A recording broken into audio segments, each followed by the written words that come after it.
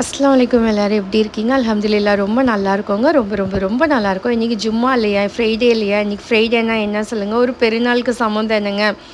இன்றைக்கி வந்து நான் பிரியாணி, பீஃப் பிரியாணி தாங்க செய்ய போகிறேன். எப்போதுமே நம்ம ஆயில் போட்டு ஆனியன், ஸ்பைசஸ் போடாமல் ஆனியன் போட்டுட்டு ஸ்பைசஸ் போட்டு ஆயில் போடுங்கங்க. வேறு லெவல் டேஸ்ட்டாக இருக்கும். இந்த மாதிரி ஒரு பிரியாணி செஞ்சு ஒன்ஸ் நீங்கள் ட்ரை பண்ணி பாருங்கள். இதுக்கப்புறம் நான் இஞ்சி பூண்டு என்னென்ன சேர்க்கணுமோ எல்லாமே நான் சேர்த்துக்கிட்டேன். ரொம்பவே நல்லாயிருந்தது. அதே மாதிரி நிறைய பேர் வந்து தக்காளி போட்டால் அதை பிரியாணியில் போட்டு அது வதங்குற வரைக்கும் குத்திக்கிட்டே இருப்பாங்க, கிண்டிக்கிட்டே இருப்பாங்க. அந்த மாதிரி எதுவுமே செய்யாமல் நார்மலாக நீங்கள் பிரியாணி போட்டு அதை அப்படியே வந்து விட்டுடுங்க. டிஸ்டர்ப் பண்ண வேணாம். அடுத்து நம்ம நார்மலாக என்னென்ன சேர்ப்போம் ஆட் பண்ணுவோமோ அதை போட்டு சும்மா கிண்டிக்கிட்டு இருங்கங்க. அதுவே போதும். ஏன்னா வந்து டேஸ்ட் வந்து கொஞ்சம் வேறு மாதிரி ஆகிடும் இல்லையா? அதனால நான் நார்மலாக என்ன சில்லி பவுட்ரு போடுவாங்க எல்லாம் அந்த மாதிரி தான் நானுமே போட்டேன். ஆனால் நான் பீஃப் பிரியாணிக்குன்னு ஒரு தனி ஒரு மசாலா நான் ஓன் மசாலா இதை நான் சேர்ப்பேங்க நான். உண்மையாக அது வந்து எங்கள் வீட்டில் உள்ளவங்க நிறைய பேருக்கே தெரியாது. இது என்னோடய ஓன் மசாலான்னு சொன்னால் நீங்கள் நம்புவீங்களா? எனக்கு தெரியலங்க. ஆனால் இது நானே ப்ரிப்பேர் பண்ணி பீஃப்க்குன்னு நான் வந்து ரெடி பண்ணது. அல்ஹம்துலில்லாஹ் ரொம்பவே நல்லாயிருக்கும். இது டேஸ்ட்டாகவும் இருக்கும். ஆனால் ஒரு பீஃப் பிரியாணியோட ஒரு ரியல் கலர் என்னவோ அதை தாங்க நான் அதுதான் கொண்டு வரும். அப்புறம் நான் வந்து பீஃபை வந்து 2-3 விசிலுக்கு நான் வச்சுட்டேன். ஏன்னா வேகாது. நம்ம அப்படியும் போட முடியாது இல்லையா? அதனால் 3 விசிலுக்கு நான் வேக வச்சு அப்புறமா சேர்த்துட்டேங்க. அதிலே வந்து சால்ட்டு எல்லாமே நான் போட்டிருக்கனால தேவை இருந்தால் நான் போட்டுப்பேன். இல்லாட்டி இல்லைங்க. இது தாங்க என்னோட வந்து பீஃப் பிரியாணியோட மெத்தட்.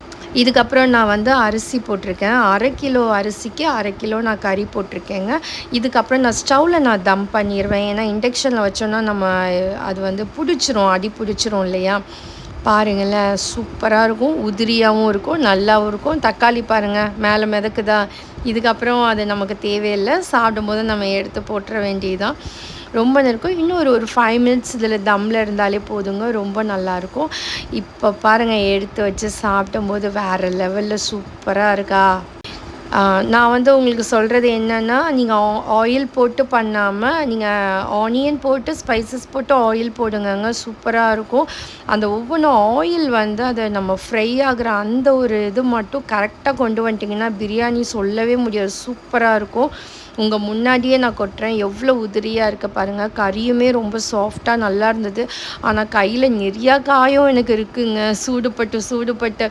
ஏன்னா அவசரமாக நான் எதாக இருந்தாலும் செய்யணும். ஏன்னா டைமிங்க்கு என் ஹஸ்பண்ட் கொடுக்கணும், என் பசங்களுக்கு கொடுக்கணுங்கிறதுனால நான் ஸ்பீடாக செய்கிறனால அதுவே இதுவாகுது.